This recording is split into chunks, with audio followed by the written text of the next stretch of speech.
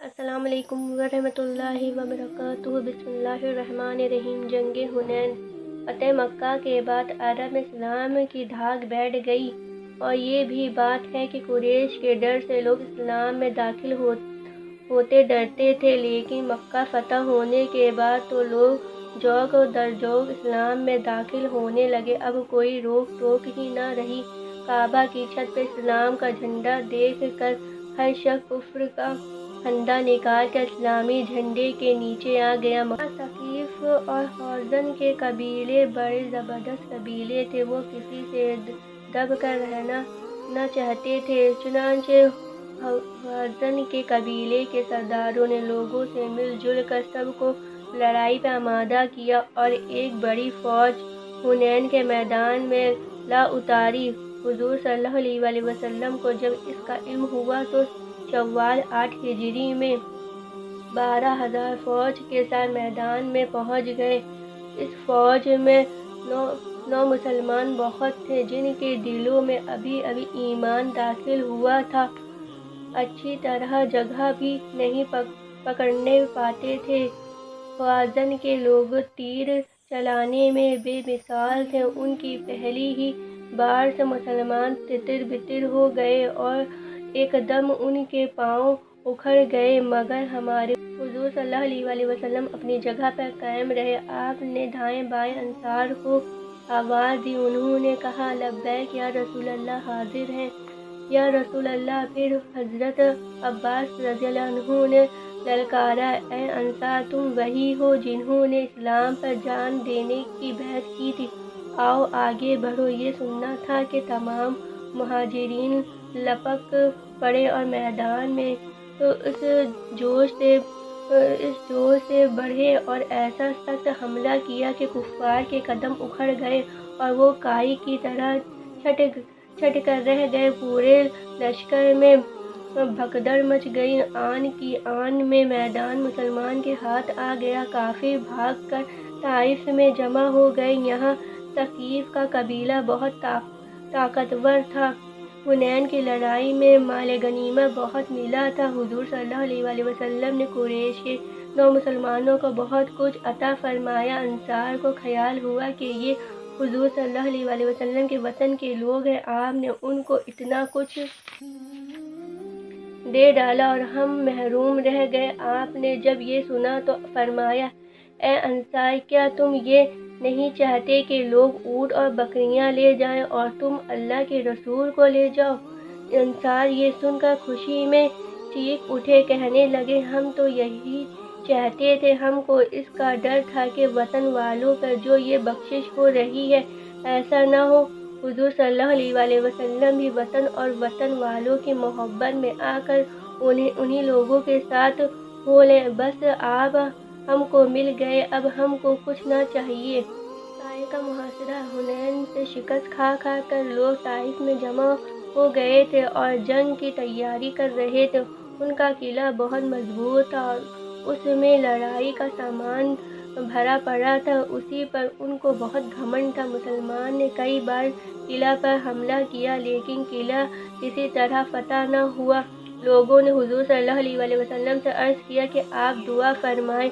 حضور صلی اللہ علیہ وسلم نے دعا کی کہ اے اللہ، ثقیف کو ہدایت فرما۔ چنانچہ 2 ہی سال کے اندر ثقیف والے خود بخود حاضر خدمت ہو کر اسلام لائے۔ جنگ تبوک۔ 9 ہجری میں آپ کو یہ خبر ملی کہ جنگ موتا کے ہارے ہوئے لوگ اور روم کے بادشاہ نے مسلمانوں کے قبیلے کے لیے تبوک میں ایک زبردست فوج تیار کی ہے۔ یہ خبر سن کر حضور صلی اللہ علیہ وسلم نے بھی مسلمانوں کی فوج تیار کرنے کا حکم دیا۔ ان دنوں مدینہ طیبہ میں سخت گرمی تھی اور کھجوریں باغوں میں پک کر تیار ہو گئی تھیں اور یہی مسلمانوں کی آمدنی تھی، لیکن اللہ کے یہ مخلص بندے اللہ کے لیے جان و مال سے حاضر ہو گئے۔ حضرت ابوبکر صدیق رضی اللہ عنہ نے گھر کا کل سامان حضور صلی اللہ علیہ وسلم کے قدموں میں ڈالا۔ حضرت عمر فاروق رضی اللہ عنہ نے گھر کا آدھا سامان پیش خدمت کیا۔ حضرت عثمان غنی رضی اللہ عنہ نے 10,000 اشرفیاں اور 300 اونٹ سامان سے لدے ہوئے حاضر خدمت کیے۔ غرض تمام صحابہ رضی اللہ عنہ نے دل کھول کر اسلام کی خدمت کی۔ آخری رجب 9 ہجری میں ہمارے نبی صلی اللہ علیہ وسلم 3000 فوج لے کر میدان تبوک میں تشریف لائے، لیکن یہاں پہنچ کر خبر غلط معلوم ہوئی۔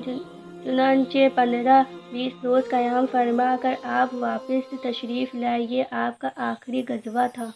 حج 9 ہجری میں آپ نے حضرت ابوبکر صدیق رضی اللہ عنہ کے ساتھ 300 مسلمان کی جماعت مکہ معظمہ حج کے لیے روانہ فرمائی۔ مکہ معظمہ پہنچ کر حضرت علی مرتضیٰ رضی اللہ عنہ نے حضور صلی اللہ علیہ وسلم کی طرف سے اعلان کیا کہ اب کوئی کافر بیت اللہ شریف میں قدم نہ رکھے اور کوئی شخص ننگے بدن طواف نہ کرے۔ اسلام کی ترقی۔ فتح مکہ کے بعد اسلام کا گلگلہ بلند ہو گیا۔ اسلام کی شاعیں پوری دنیا پر پڑنے لگیں۔ لوگ ہر سمت سے دفر کی صورت میں آتے تھے اور اسلام کی دولت سے مالا مال ہوتے تھے۔ حجۃ الوداع۔ رسول اللہ صلی اللہ علیہ وسلم کا آخری حج، جب تمام ملک عرب سے کفر و شرک کی بنیادیں اکھڑ گئیں اور چاروں طرف اسلام کا دریا منجمد ہو گیا، اور جس دین کو حضور صلی اللہ علیہ وسلم لے کر آئے تھے وہ مکمل ہو چکا، اور اللہ تعالیٰ کے فرمان اذا جاء نصر اللہ والفتح سے بھی یہ پتہ چل گیا کہ رسول اللہ صلی اللہ علیہ وسلم اب دنیا میں چند ہی دن تشریف رکھیں گے۔ نبوت و رسالت کا جو مقصد تھا وہ پورا ہو گیا۔ چنانچہ حضور صلی اللہ علیہ وسلم نے ذی القعدہ 10 ہجری میں حج کا اعلان فرما دیا۔ یہ خبر تمام ملک عرب میں بجلی کی طرح پہنچ گئی اور ہر طرف سے مسلمان پروانہ وار ٹوٹ پڑے۔ ذی القعدہ کی 26 تاریخ شنبہ کے دن آپ تمام مسلمانوں کے ساتھ مدینہ منورہ سے لبیک کہتے ہوئے روانہ ہوئے۔ حضرت جابر رضی اللہ عنہ کہتے ہیں کہ دائیں بائیں آگے پیچھے جہاں تک نگاہ پہنچتی تھی بس آدمی ہی آدمی نظر آتے تھے، اور حضور صلی اللہ علیہ وسلم جب لبیک کہتے تھے تو حضور صلی اللہ علیہ وسلم کے ساتھ تمام مسلمان بھی کہنے لگتے تھے۔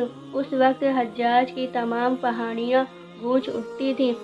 اللہ اللہ کیا وقت تھا! 1,00,000 مسلمانوں کا مجمع، اس میں آفتاب رسالت جلوہ گر، پھر مقدس سرزمین کا سفر، اسلام کا آخری رکن ادا کرنے کا قاصد، اللہ کے دربار میں حاضری کا دن، اور سب ایمان کے نشے میں مست، اللہ اور اس کے رسول کی محبت میں سرشار، حج کے شوق میں بےتاب، لبیک کہتے ہوئے بےتابانہ وار بڑھتے جا رہے تھے۔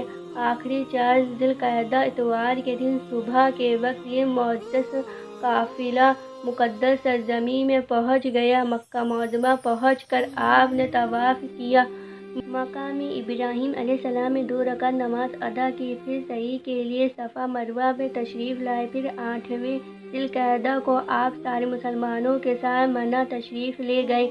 دوسرے دن 9 ذی الحج کو صبح کی نماز پڑھ کر آپ عرفات شریف لے گئے۔ آج کے لیے بس اتنا ہی، ہم ملیں گے آپ سے نیکسٹ ویڈیو میں۔ السلام علیکم ورحمۃ اللہ وبرکاتہ۔